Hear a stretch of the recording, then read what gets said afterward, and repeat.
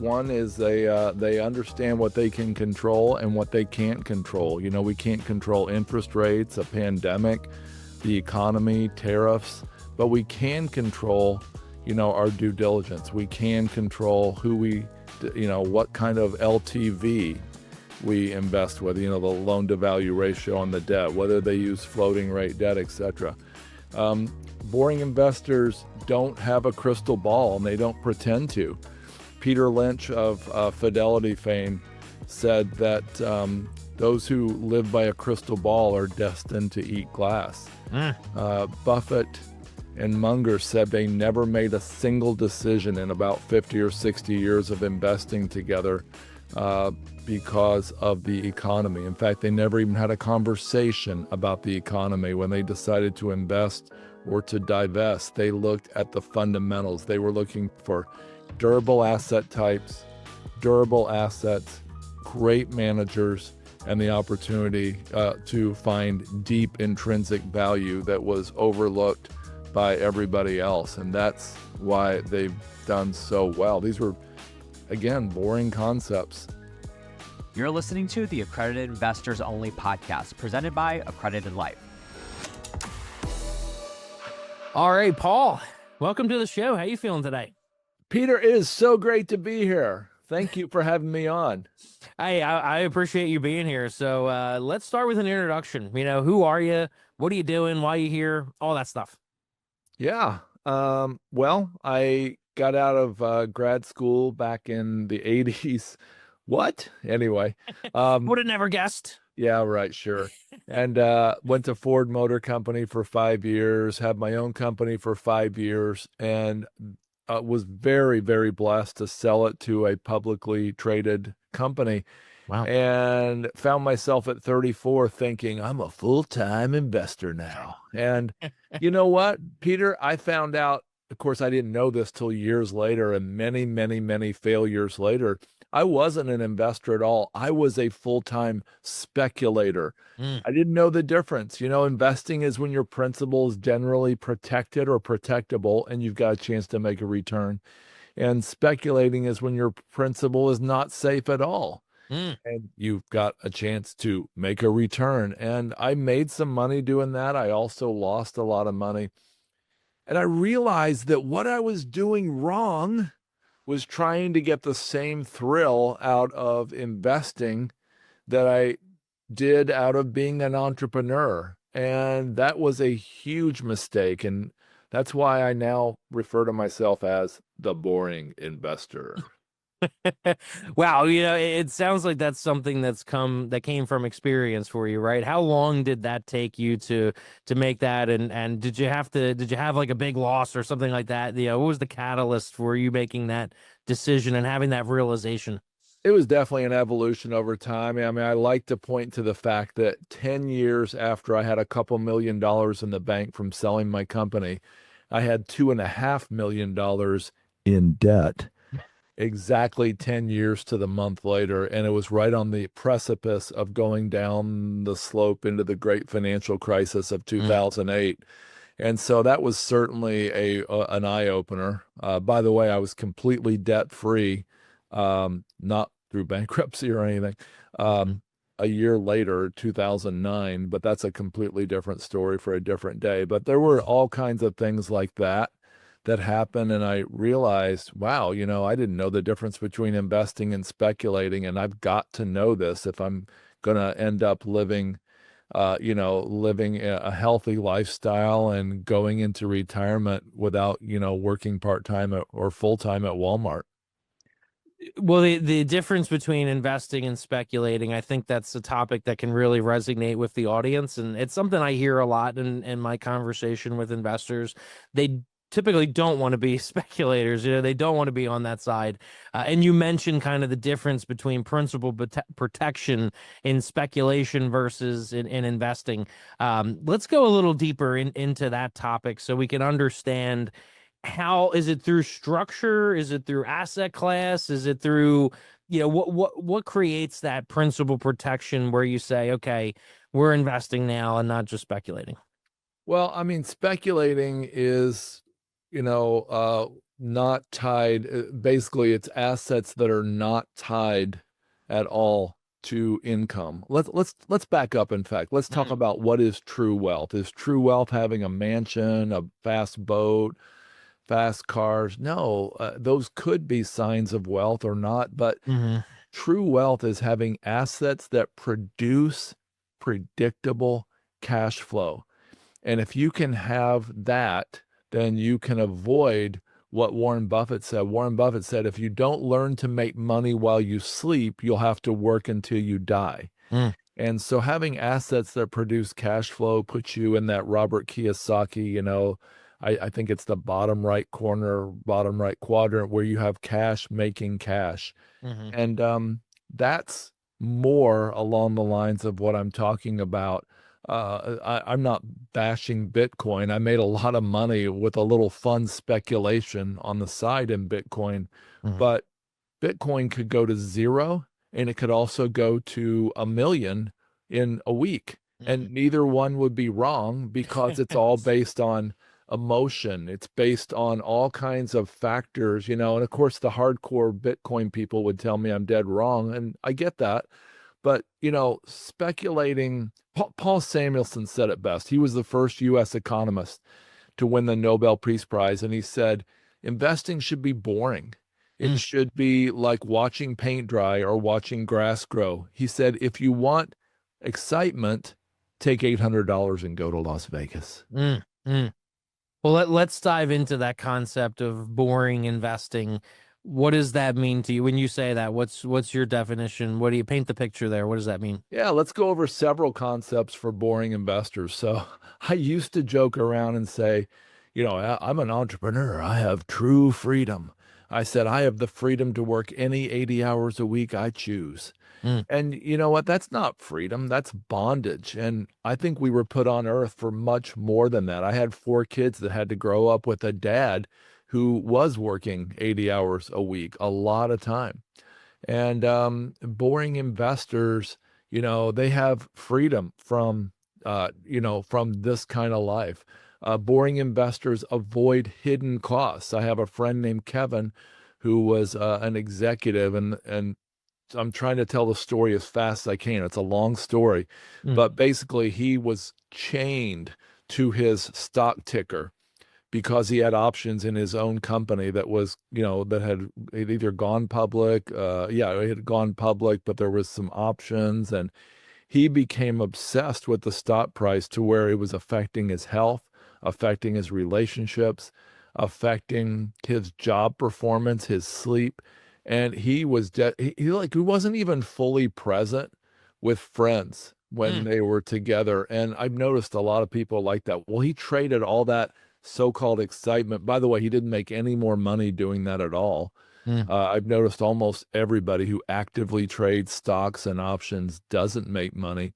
He traded it for boring ETFs and boring investments in commercial real estate in the sense of finding a great syndicator, trusting them with the money. And mhm. now he sails on Puget Sound outside of Seattle. And he has that kind of boring life, as opposed to he gets excitement from sailing, I should say, as opposed to excitement from his investments. And those were all hidden costs you wouldn't have thought of from being an entrepreneurial investor, which he was at the time before he Yeah. made a switch. That was one big one. It seems like you really need to know yourself in order to, because like you said, sometimes you could be chasing something like you said you were kind of chasing that drive, that excitement that you had in the entrepreneurial side of what you were doing. You were chasing that in your investment world. And what's your advice to somebody that, is maybe making that same mistake? How do they get out of that? How do they realize maybe they're in it to begin with, and then Yeah. how do they get out of it? I think, that would be like, look, just being willing to be boring. And I don't mean be bored, but being willing to invest in things that aren't really exciting and aren't promising to double your money every 2.8 years. I mean, here's an example. Jeff Bezos from Amazon said to Warren Buffett, he goes, "Hey, I've studied your strategy. It's not that hard to to replicate. Why doesn't everybody just do what you do? And Buffett said, nobody wants to get rich slowly. Mm. Think about that. Are you willing to, quote, get rich slowly? Now, Warren Buffett, this is a crazy stat. I hate to even tell your audience this because they're not going to believe me, but go check it out yourself. If Berkshire Hathaway lost 99% of its value, that means it went from $100 a share, so to speak, down to $1 a share, it would still handily beat the S&P 500 over the last 6 decades. Wow. So Buffett's somebody we should listen to. Buffett says, that the stock market is as a device to take money out of the hands of impatient people and hand it to the patient people. He also says, my ideal hold time is forever. So if you're finding yourself having a short hold time, if you're finding yourself being impatient, if you're finding yourself trying to get excitement from your investments, you might not be a boring investor. Mm-hmm. That's a really good thought, way to look at it there. And it's almost like you have to have other avenues in your life in order to get that thrill in other places. How have you been able to do that? Well, I've actually gotten that a lot from nonprofits, Mm. just giving to nonprofits, getting involved in people's lives. I met with a guy today that had nothing to do with business, just to talk about his life, and how he was, almost suicidal at one point. And I'm meeting a guy tomorrow, a friend I made in Amman, Jordan. And I've never met him in person, but we're getting to know each other, spending time together, talking about important things in life, and doing things like that. Investing in my kids, investing in my wife, doing things like that. What was his name? Who was it? Somebody, Lee Iacocca, said nobody on his deathbed ever wished they'd spent more time at the office. And the problem is most of us don't realize that till we're too old to do anything about it. Mm. If you can realize that at a young age and make important decisions while you're young and you still have the chance, it's really important. It's just hard to do. It seems boring. Yeah. Yeah. It's a mindset shift. Yeah. It's a perspective shift, especially if Yeah. you've been doing it for a long time. I feel like the only way to do it is to spend more time around somebody like you who's done it in a sense. You know what I mean? And that will give you the drive and the motivation, because sometimes you have to see it in reality that it's Yeah. possible before you can put it into your own life. What are some of the other concepts? You mentioned that there's some concepts of a boring investor. What are some of the other things? Here's a crazy one you wouldn't expect. So you may remember, Peter, I had a podcast for 4 years called How to Lose Money. Mm-hmm. It was a wealth building podcast, but we talked to people about their failures, pain, and losses on the way to the top. And something I didn't know during those 4 years, I wish I had, was how the most brilliant investor on the planet thought. And his name, not Warren Buffett, it's actually Charlie Munger. Warren Buffett and Bill Gates said that Charlie Munger was the most brilliant investor on the planet. And if you look at Charlie Munger's strategy, it was really surprising. It was, don't mess up. Don't make mistakes. Charlie Munger read up to 500 books a year. He was very boring, by the way, truly boring. And he sat in this big armchair and he read book after book after book. And he studied looking for people's mistakes so he could not repeat those mistakes. Why wasn't he developing the most brilliant algorithms and thinking of these complex strategies to invest better? He didn't do any of that. In fact, he said his goal was not to jump over 8-foot hurdles. It was to step over 1-foot hurdles. And that seems really boring. And it seems really boring to imagine just trying to avoid people's mistakes. That's all you got, Charlie? Yeah. That's all he's got. And he beat the S&P 500 by way over 100x. So, but it's hard to imagine that would be something you would do. For me, it was trading FOMO for FOMO. FOMO, Explain of that. course, is the fear of missing out. Mm-hmm. And that's what exciting or entrepreneurial investors do. I see FOMO where you're going with this. is the fear of messing up. Yeah. Yeah. And I have traded FOMO for FOMO, which means instead of having a default of saying yes to investments, which I did when I was 35 and sold my company, now my default is to say a very strong no to everything unless it can jump through a bunch of hoops, check 27 boxes, and do all kinds of other things. So almost everything my company looks at now, in fact, 740 of 745 potential investments we looked at in 2024 was a big resounding no. Mm. Boring investors trade FOMO for FOMO, and eventually they get JOMO. That's the joy of missing out. I love that. So talk to me about what's rising to the top right now. What are some of the things that you like, and why? Yeah, let's talk about that. And boring investors invest in boring assets, and that would be things like mobile home parks. For years, I don't think people even talked about or thought about mobile home parks, far less looked down on them. When they ever did think about them, they absolutely looked down on them. Sam Zell was perhaps the most successful real estate investor that I know of in history, and he started quietly acquiring mobile home parks and RV parks in the 60s. He had 158,000 mobile home park pads when he died a few years ago.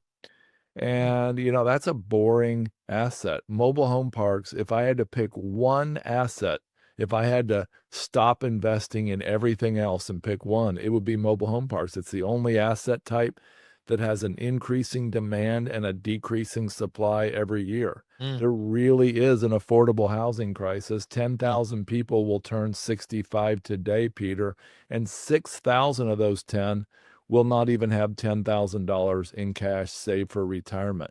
And so mobile home parks are manufactured housing communities, excuse me, they're a great alternative for a whole lot of people, not even necessarily people who are strapped for cash. Some people just want freedom.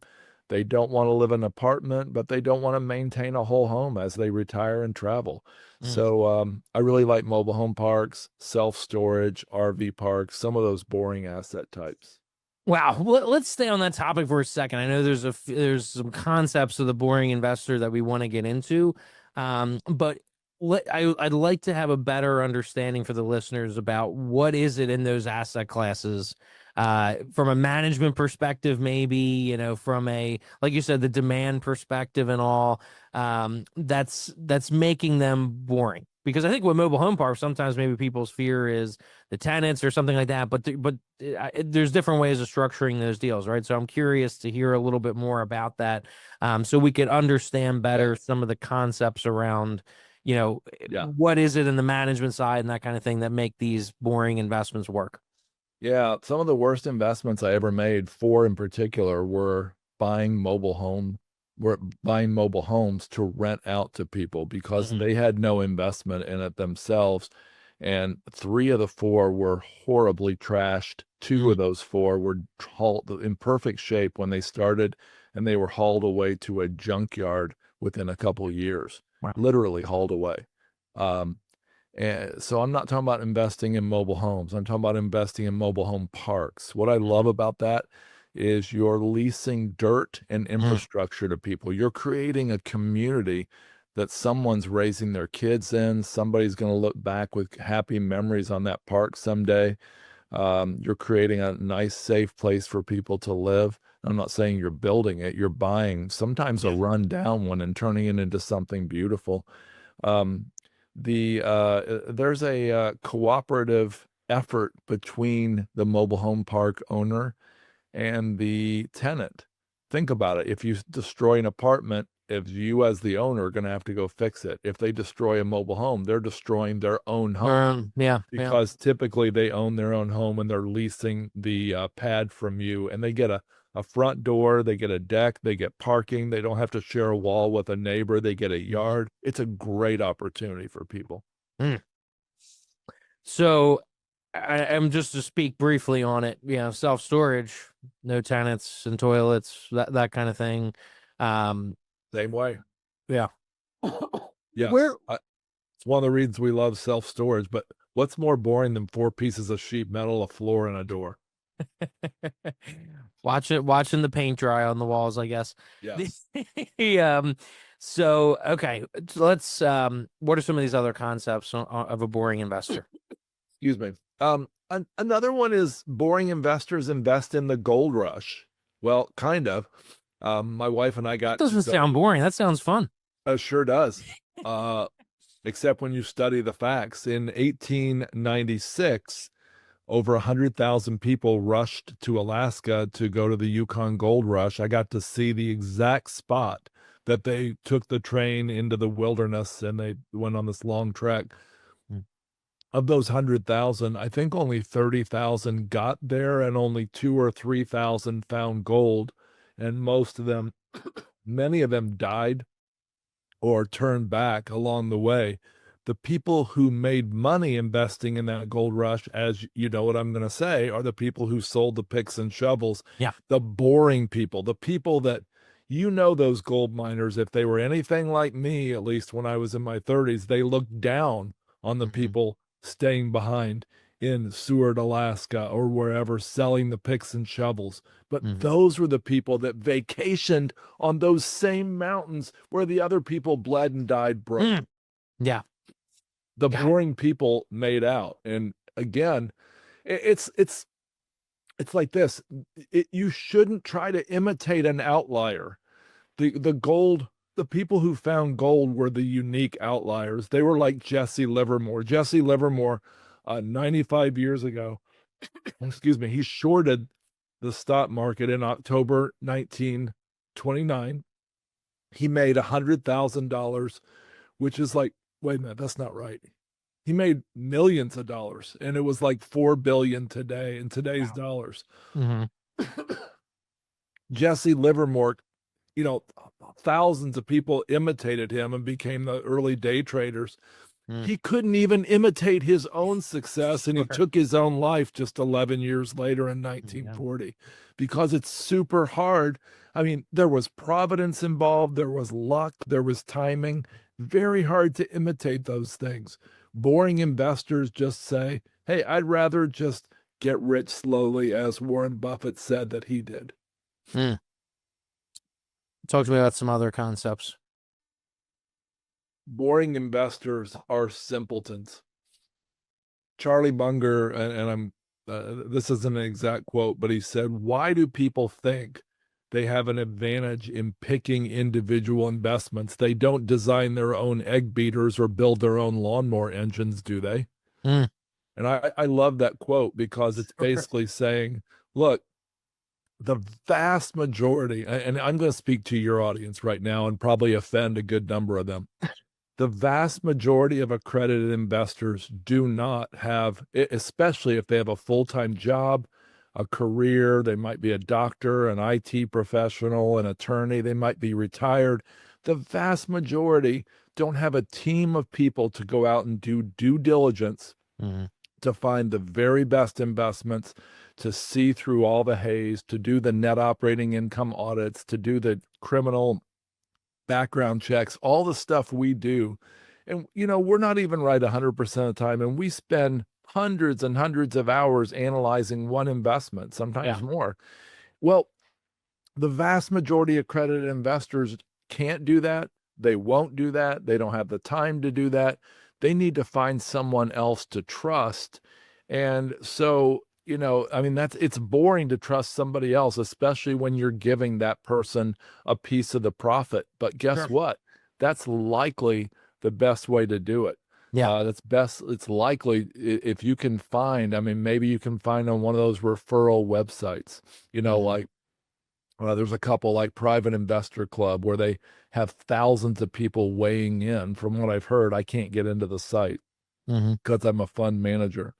But they supposedly there's all kinds of advice on there and people sharing. And when you get 100 people all saying they had a great experience with some syndicator, or when you get 30% of people saying that they lost money with us, you ought to look at that, Hmm.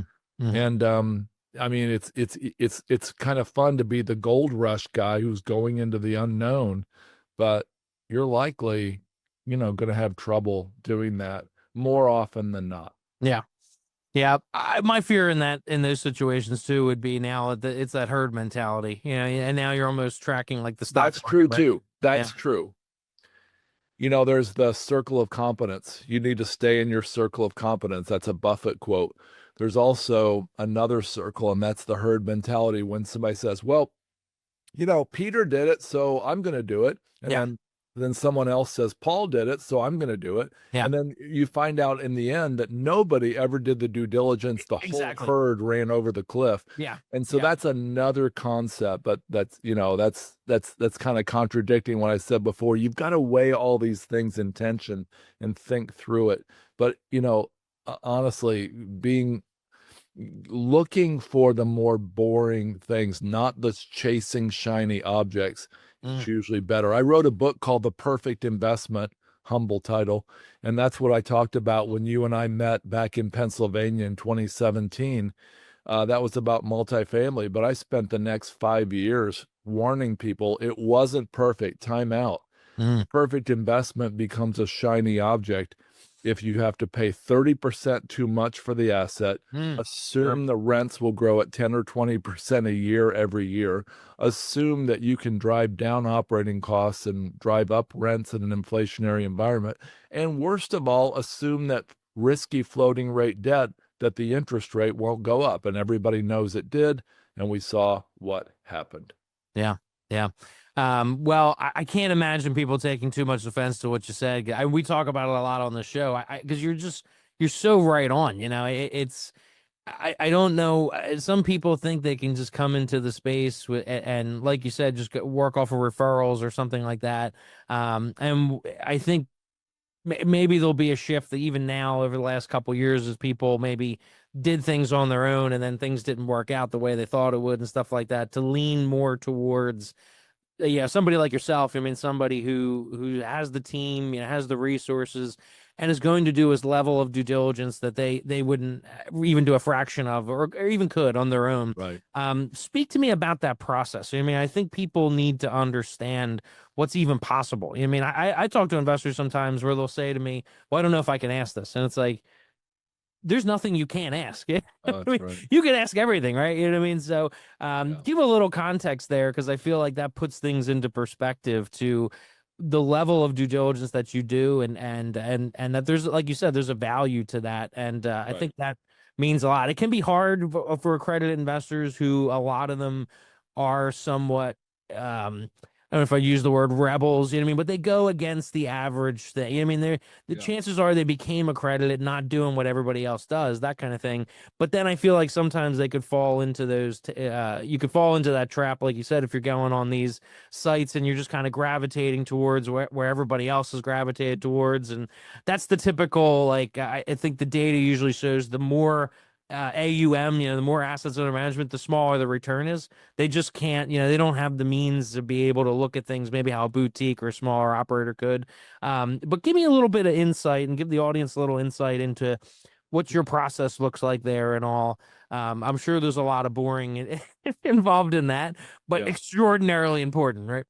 Yeah, so it'd be like including rebuilding the spreadsheets on our Mm. own, Mm-hmm. because one error in one cell in a Mm. spreadsheet can throw off the whole spreadsheet, and the person building it might have missed it. It Mm-hmm. doesn't mean they're being a thief. It means doing deep criminal checks, background checks, reference checks, death by Google, which is where we're looking all over the internet looking for comments, putting their name like Paul Moore, SEC violation, and Mm. then Googling that and see what comes up. Mm-hmm. Um, it's includes in looking deeply at the covenants in the debt.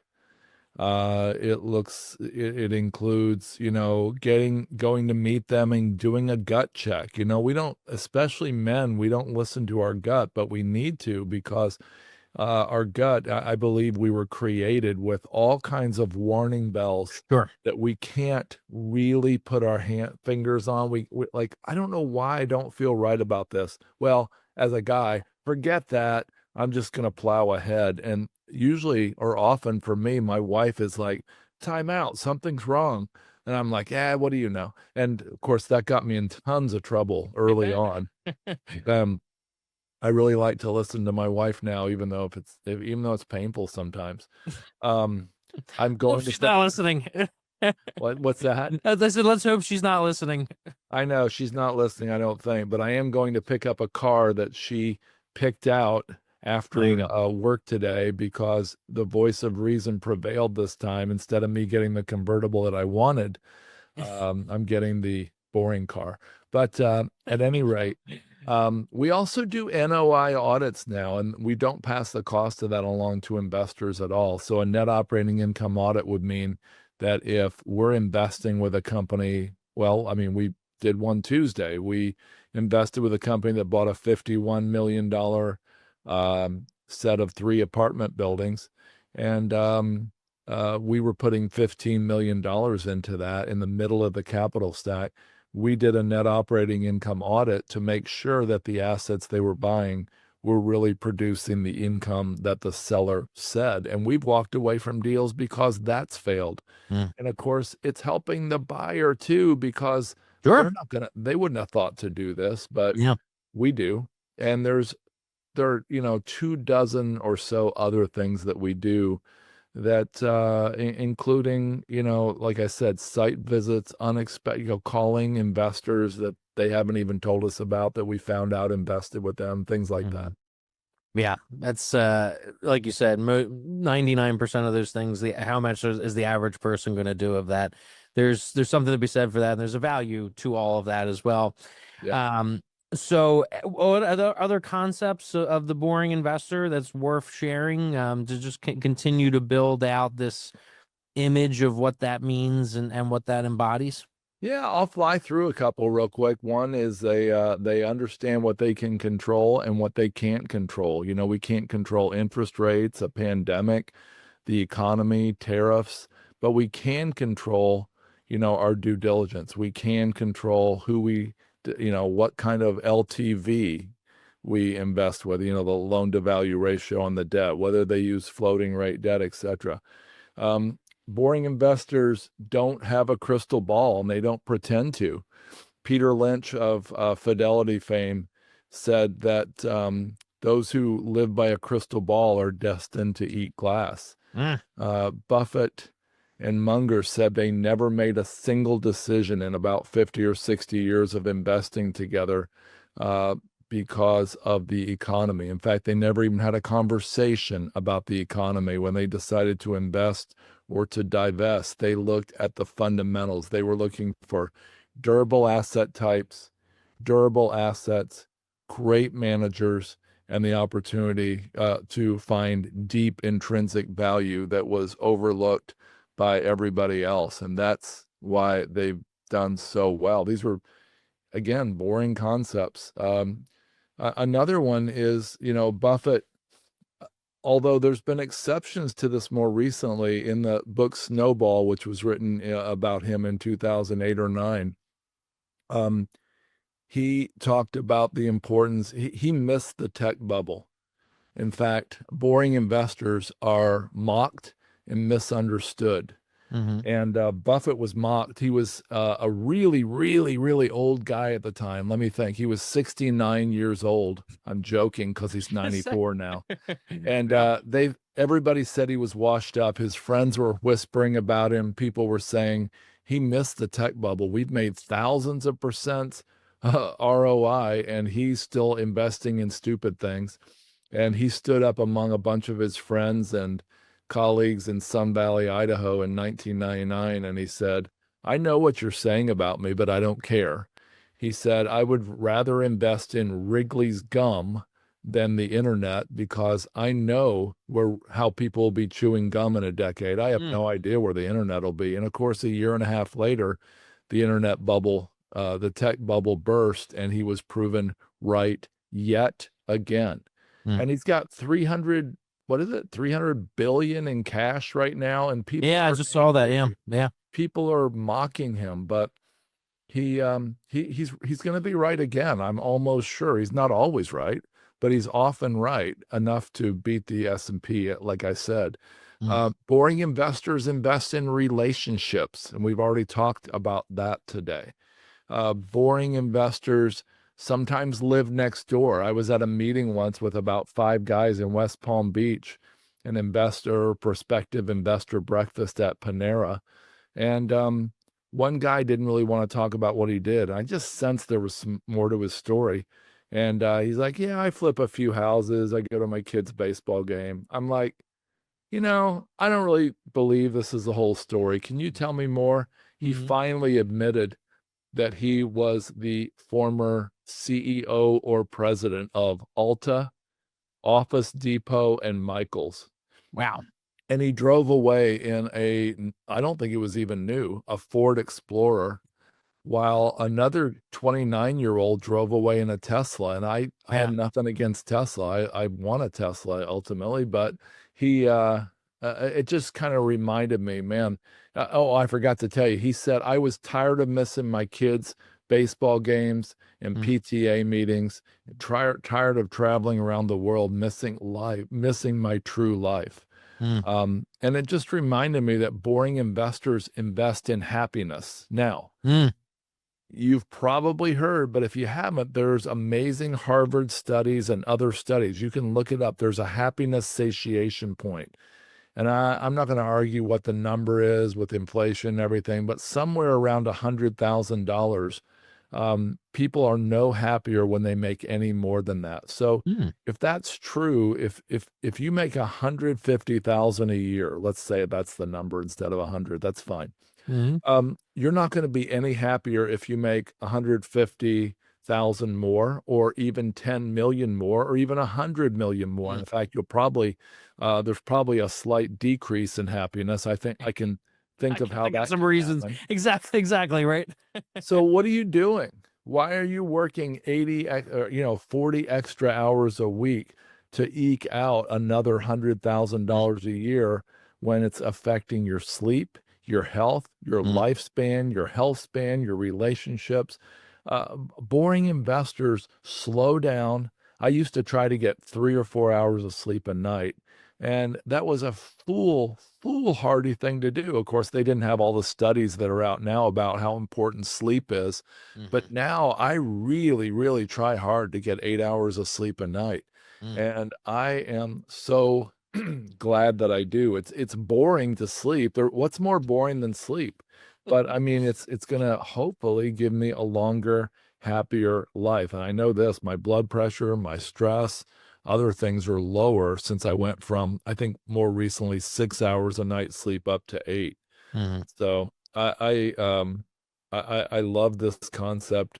Yeah. One last thing. Do you have time for one more? Go ahead. Oh yeah, yeah. I was just gonna say, I feel like you could replace the word boring with just smart, or just smart or intelligent. You know what I mean? And too, like, just a lot of this I think sometimes comes with age or comes with wisdom. I mean, some people are more blessed to have it sooner than later, maybe because of examples in their own personal life and things like that. But a lot of things I'm that you're saying, it's just it's common sense. But sense is only so common, right? Depending on who you are and all that Yeah. kind of stuff. So what's Right. what's the other one though? Definitely have time for it. Well, I think the last one I'd leave you with, and there's actually two or three here, but boring investors invest in the unseen realm where there's apparently no return on investment. Now, we've all heard of George Washington, incredible return on the investment of his life. We're still getting the blessings of that today, but you probably haven't heard of another guy who was alive at the exact same time in England, William Wilberforce. Mm. William Wilberforce should be among the most famous, a handful of the most famous celebrated people in all of world history. You can look him up. There's a wonderful book about a book and a movie about his life. They both came out around 2007. It's called Amazing Grace. Mm. And William Sounds familiar. Wilberforce actually decided he wanted to set a crazy goal, a BHAG, of setting the slaves in the whole Western world free, stopping slavery, stopping the slave trade. And it cost him his health. In this case, I know that goes against some other things I said, but it cost him his relationships. It cost him his wealth. It cost him his reputation. He was basically investing to set people free. And the slave trade was outlawed after decades of really, really hard work. The slave trade was outlawed. And then 3 days before his death, I believe it was 1833, the whole slavery in general was outlawed in the United Kingdom. And that spilled over, of course, into the Civil War and the outlawing of slavery in the U.S. as well.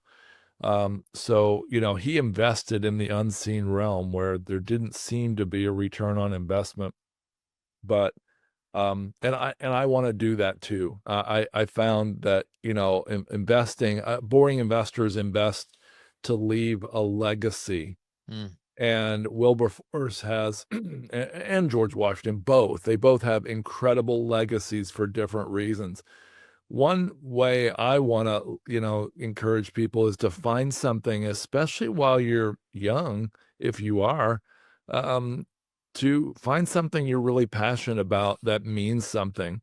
Of course, making money for investors means something to me. I'm not saying that's not important, but I'm saying that in addition to that, there are other things that don't have an apparent ROI that are really important. If you added up the record profits, and I don't mean the average, I mean the record profits of ExxonMobil, Nike, and Walmart, and you tripled those record profits, that would be about the annual revenue, actually the annual profit from human trafficking right now. In fact, Peter, since we started talking, hundreds and hundreds of kids were captured or sold into slavery. And this is 200 years after William Wilberforce got slavery outlawed. So there are more slaves in the world. It looks different, and it's a crime against humanity. And my company, Wellings Capital, is doing what we can to publicize the horrors of this and to raise money to fight trafficking and to set victims free and to give them a whole new life. We work with an organization called AIM, AIM. The website's aimfree.org, and we encourage people to go there and consider what they might do to help end this horror. If you have the time, Paul, because it might be it might be an interesting story, because I feel like everything you're talking about, I feel like people really struggle with that, is finding that's something that gives them the purpose, that they have passion about. And that takes time, maybe the first thing you pick up isn't going to be it. You got to learn what you like and all that kind of stuff. I know you were talking about that, back in 2017 when we first met there. What led you into that? What got you passionate about that, and has led you to be this passionate all these years later? Just fighting that fight, and like you said, raising capital for it and all, and getting it out there. Yeah, I this isn't the only thing, but one big factor is I've had two family members, my wife and one daughter, who were harmed. They weren't trafficked, but they were harmed by abuse, and I've watched them struggle. For my daughter for 9 years, my wife for the 38 years I've known her, struggle and go through agony from those events. And I'm thinking, how much worse, it's all horrible, but how much worse it might be for somebody who was trafficked, living in a closet, and trafficked and harmed multiple times a day. And how hard it would be for them to ever get out of that, and the horror of it. And so that, part of it was just watching their struggle. Like I said earlier, a lot of great things start with pain and failure. That's the message of the How to Lose Money podcast. And I think that's, the fight against trafficking is one of those things. Yeah, I appreciate you sharing that, because I think that it helps to make things real. As we said before, a lot of these concepts they sound simple, but they can be very difficult. They can be very complex, right? Sometimes it's the most simple things that are actually complex to make happen. And like I was saying, it's like, unless you're spending time regularly with somebody like yourself, it can be hard to envision how that's going to happen in your own life. And the personal connection there can get somebody thinking of their own life and looking at it differently and thinking, what's something there that's personal to me, that I could get passionate about. And I'm sure too, passion's something that compounds just like anything else, right? It might not happen right away, but as you learn more about it, as you discover more, it compounds and it grows. And the more you realize the change you can make, that gets exciting and gives you more purpose and all that kind of stuff. So I appreciate you sharing that. Yeah. This has been a great conversation. I really enjoyed this, such in line with the community and the experience behind this with Accredited Life. And because I talk a lot about some of the similar concepts that you've been talking about, it's just there's a very holistic approach here to wealth, to just, to self kind of actualization and your life with, and how you show up in the world and your relationship with your family and your friends and yourself. And also, I've enjoyed this conversation and appreciate you sharing with me. If people want to learn more about this and your concepts of the boring investor and get involved with what you're doing from an investment perspective and all, how can they get in touch with you? They can learn more by going to Wellings Capital. That's WELLINGS, wellingscapital.com. And if they want some free stuff like special reports on investing in real estate, self-storage, mobile home parks, apartments, RV parks, they can go to wellingscapital.com/resources. Thank you so much, Paul. This has been a great episode. Thanks, Peter. It was really an honor to be here. Thank you so much.